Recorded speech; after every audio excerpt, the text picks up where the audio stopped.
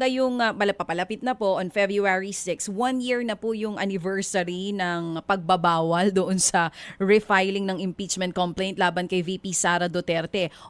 Feb 7 onwards po pwede na ulit dahil nga po doon sa Supreme Court ruling. May plano po ba ang inyong grupo na maghain ng bagong impeachment laban po sa Vice Presidente? Una muna,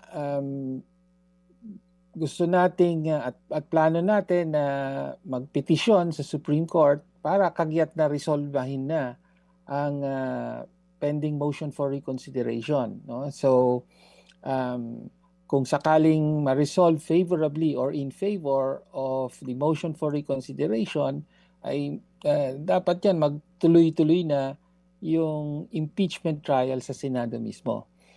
Pero kung hindi mangyari yon bago umabot yung sinasabing February 5 na paglapse ng 1-year ban sa isang impeachment proceeding naman sa Vice President, ay handa naman na mag-refile ang mga complainants at handa tayong mag-endorse dito. Oo nga. Kaugnay ito sa impeachment complaint ng Vice President. Kasi Feb 5 nga po pala yun base sa aking memorya. So Feb 6 onwards pala ang pupwede na. So kung Tinyo, tama po ba yung aking pagkakaintindi? Aantayin nyo po muna yung magiging desisyon ng Korte Suprema bago po ang filing ninyo. Pero malaki po ba ang posibilidad na magfa-file pa rin po ang Makabayan Block ng impeachment laban kay Sara, kay VP Sara? Malaki po ang at almost certain na ma-refile yan at i-endorse natin muli, no?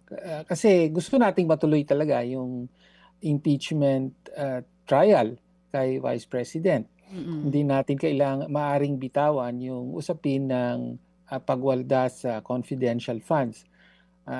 Of course, pinakamainam kung mag-rule na ang Supreme Court, hopefully in favor of the motion for reconsideration para magtuloy-tuloy na sa Senado. Pero kung hindi mangyayari yan, ay ready naman tayo nga na i-endorse ang isang bagong complaint sa House, and essentially babalik tayo sa Step 1.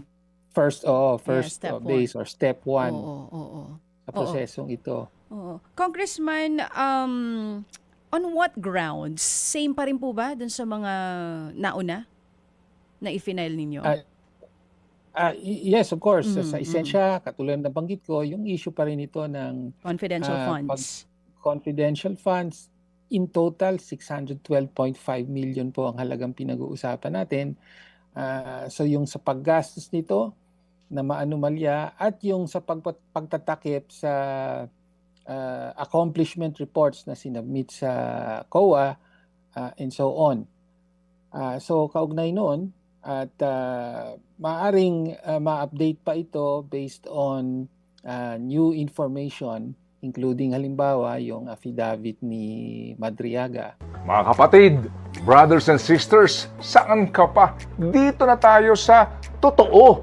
Dito na tayo sa True FM. Mga kapatid, mag-subscribe and follow po kayo sa social media accounts ng True Network PH. Yan po kami, hanapin nyo lang True Network PH, Facebook, Instagram, YouTube, TikTok, and podcast.